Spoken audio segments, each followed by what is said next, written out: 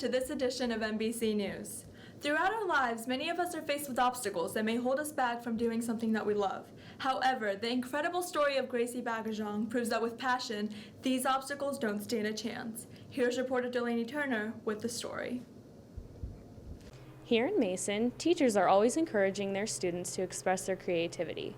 For some, it's writing short stories in English class, and for others, it's singing in the school choir. But for Gracie Bagajong, it's drawing.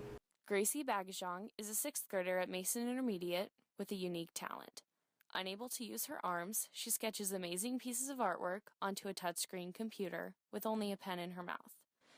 After recognizing Gracie's inspiring artistry, teacher Shara Kreisel wanted to share her talent with others. Well, Gracie is an amazing student. She, no matter what limitations she has, or no matter what problems the assignment you give her poses to her, gets in her way, she always has a positive attitude and she always finds a way of getting the job done. As an extra credit opportunity, Gracie entered a calendar contest for the Dyer, Garofalo, Mann & Schultz law firm. She received honorable mention and won $1,000 for the Mason Intermediate Art Department. For Gracie, it hasn't always been about the contest. Her simple love for art has been the driving force behind her success. My favorite pictures that I like to draw is for my friends and my families. She draws with her mouth, which is quite remarkable because she has more talent in her mouth than a lot of people have with their hands, which is, have you ever tried to draw with your mouth? Put a pencil in your mouth and try to draw anything? It's impossible, but she makes it look pretty easy. Drawing with your hands can be a challenge for most people, let alone with a pen in your mouth. Gracie has proven that with hard work and dedication, she can achieve anything. I'm Delaney Turner, MBC News. Most people can say that they have been impacted by the strength of somebody battling cancer, and 15-year-old Taylor Heatherly's journey shows just that by not only inspiring her entire school, but her whole community. Reporter Katie Holbert has the story. Cancer is the last thing that is on most high schoolers' minds. And I'm sure that those battling illness can agree that they never thought it would be them. Freshman Taylor Heatherly has recently been diagnosed with lymphoma. This was both shocking and devastating to her friends and family. But as she moves through her struggle, she continues to maintain a positive outlook and attitude while inspiring others to do the same. Sophomore Kelsey Miller considers Taylor not only a teammate, but a best friend. When I found out that Taylor had cancer, I was with my whole dance team at the time, and everybody was just really shocked because we never thought that something like that could happen to one of our close friends. This has changed my outlook on life a lot because I think just with this whole experience with Taylor, it's definitely made me realize the more important things in life. Taylor has also made a big impact on junior Mariana Olivo. When I figured out Taylor had cancer, I was really shocked and speechless because I didn't know what to think. You know, cancer is just, no matter what kind it is, it's just scary. She has had a huge and positive impact on the girls who dance and at Mason. She's taught us to look at the greater things in life and not take everything for granted. The best way that we're there for her is just in general, you know, just showing our support. You know, we have our people around the studio wear these green bracelets to support Taylor. We also have Team Tay shirts that we'll wear. Like our last competition, all the parents wore the Team Taylor shirts on Saturday. There are many different challenges that teenagers are faced with as they move through their high school years. But Taylor is proof that no challenge is too big, and with the support of amazing friends and family, you are able to overcome any obstacle. I'm Katie Holbert, MBC News. You may recognize them from their brilliant talent show performance, but the Mason Community Horn Choir is more than just a group of talented musicians. It's also a unique way of bringing people together. Here's reporter Katie Herman with the story. Community. For senior Kusha Ansari, the founder of the Mason Community Horn Choir, that's music's meaning. With the unique idea to marry his passion for horn playing and creating a community, although not in his original plans, Kusha's Senior Wind Symphony project also turned into a talent show act. Really, the whole purpose, I think, of music is to give to the community, to be able to give the experience of playing as well as listening. And so I thought, how cool would it be to put together just a wide variety of people from different walks of life into a horn choir. So the idea was a horn community choir, and I thought, I know Dr. Sauer played horn, so I definitely wanted him in. I knew some of the 8th graders, I asked them, and I just brought them all together, and we started just playing, rehearsing, and it was really fun. Composing a group of people from various walks of life, the Mason Community Horn Choir overcame the age barrier to collectively experience music. I know when we started, it was a little awkward because, of course, you've got the honors pre-calc teacher, you've got the 8th grade student, and you've just got the high schoolers who are in different ensembles. But I think now, after a couple of months, everyone's very comfortable with each other. You know, we make jokes a lot of the time. It's just a very laid-back, relaxed environment, and I think that was sort of the goal to, again, be a community. Like, I don't think normally a high school student would talk with an 8th grader or an 8th grader with an adult. So I think just those interactions are very cool to watch. Building this ensemble, the Mason Community Horn Choir is able to continually share their musical abilities with the school and the community. I'm Katie Herman, MBC News.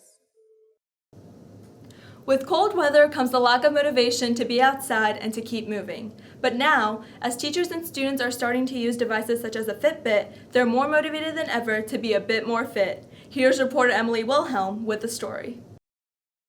In this fitness craze, step counters are a big contributor to leading people towards a more active lifestyle. And no matter which device used, it's safe to say the MHS community is becoming step obsessed. Assistant Principal Joycelyn Center is a Fitbit user who is grateful for the extra push to be active, especially during the easily couch-prone winter months. Definitely in the wintertime, I really like to hibernate and sit on the couch and hibernate and sleep, and I knew that in order for me to have the proper fitness in my life, I needed to move every day. So this work week challenge, we have probably about 7 or 8 people, and it cheers us on and kind of let know how many steps we're behind. And so before you go to bed at night, if you can beat them before you go to bed, the competition really does kind of get you moving. MHS teacher Jeray Clark believes the Samsung Gear Fit is the perfect fit for her and loves the extra motivation it gives. For Christmas, I got a Fitbit. It's actually called a Gear Fit by Samsung, and I love it. It connects with my phone, so I get text messages. It also will monitor my sleep and tell me like how well I slept or didn't sleep. And then there's my steps. So already I have 1,200 steps, which is 53 calories. It's also very, you know, when you're really like slacking, because like you wake up and you're like by noon you have like 200 steps in, you're like, wow, I'm being really lazy today. So it tells you when you're good, but also tells you when you're bad. So. And when it comes to the students, with an average of 5,000 steps a day, over 4 years of walking the halls, that's about 3,500,000 steps each student will make by graduation. Not bad, MHS. I'm Emily Wilhelm, MBC News.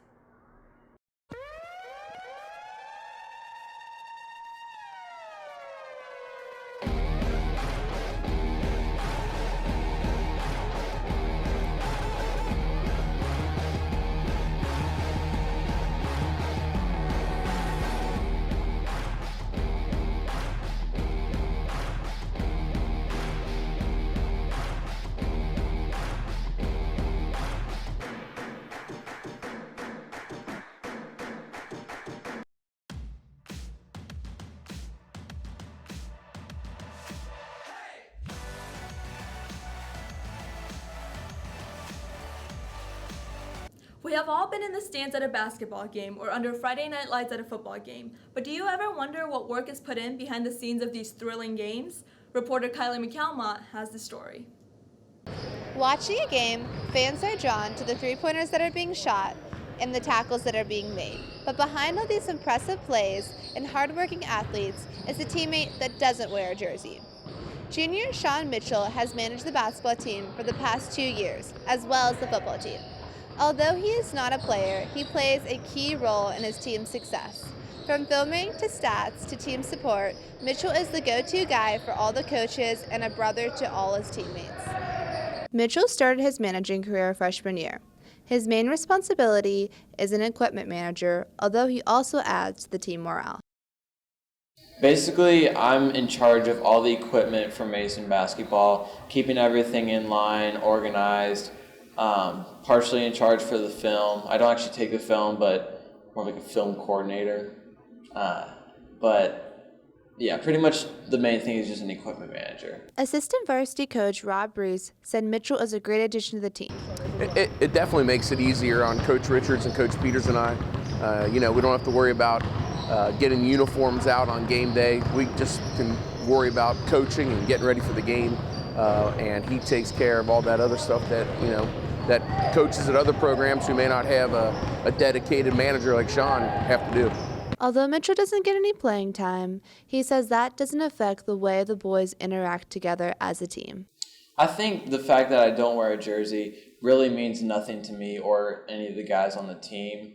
I just view myself as kind of the mixture between a coach and a player. I hang out with all the guys on the weekends and stuff like that. There's no difference between me and the guys other than the fact that I don't actually go out there and practice, and I don't wear a jersey, and I don't play. That's pretty much it. I mean, that's 3 things, but that's it. According to Mitchell, fulfilling the job of a team manager isn't just a hobby, but also a preparation for the job of his dreams. Well, my dream job is to become an athletic director.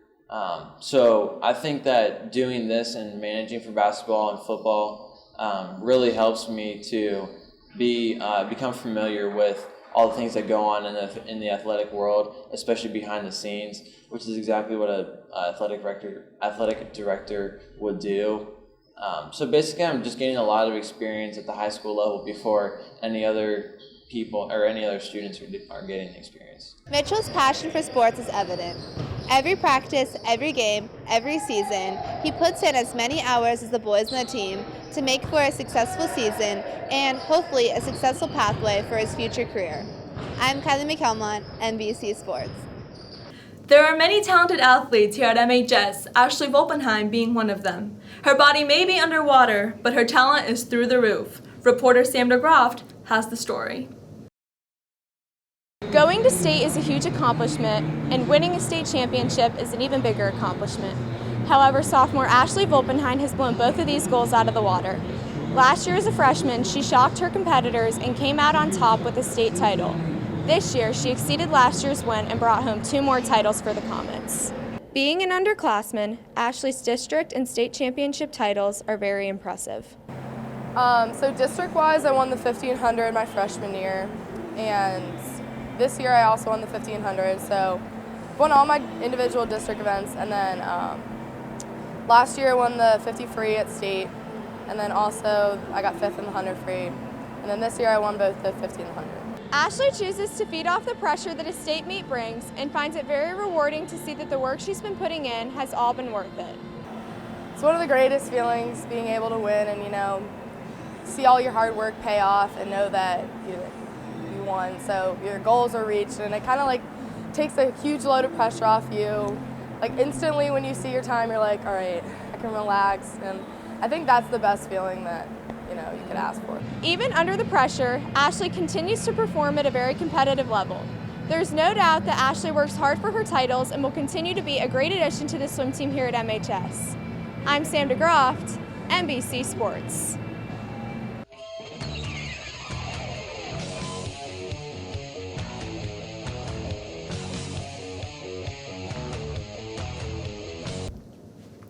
Many people idolize famous singers, actors, or even their friends, and sometimes we even wonder what it would be like to be in their shoes. Here's reporter Haley Dardes with today's Kids in the Comments. At this age, life can be stressful, and sometimes you wish you could just take a break and be someone else for a while. So we ask you, Kids in the Comments, if you could trade lives with anyone for a day, who would it be? Aaron Brush. Aaron Brush. Aaron Brush. Mr. Wigington, because he has flow. LeBron James. With my dear friend Sam Terabellini so that I could wear suits made out of entirely denim. We change lives with each other. Orlando Bloom. I think I would definitely trade lives with Kate Upton. It'd be Sky because Sky's the best. No, I actually scratch that. I'd be Lucas because he's really tall. Miranda sings. Michael Murray because he's short and he slays. Well, McAllen because he gets lots of girls. Cardell Jones. Mr. Roberts. I want to trade lives with Brian Whitney. Beyonce. Sasha Fierce. Obviously Beyonce. I could trade lives with anybody for one day. It would have to be the president. So I could say, Paula Abdul. Pancakes. Pancakes. Eat pancakes. Although it would be fun to be the President of the United States or Beyonce for a day, I think we can all admit that we just miss being ourselves. I'm Haley Dardis, NBC News. Thank you for joining us on this edition of NBC News. As always, we're committed to bringing you the news of students making the news. For everyone in front of and behind the camera, I'm Lily Verdinian.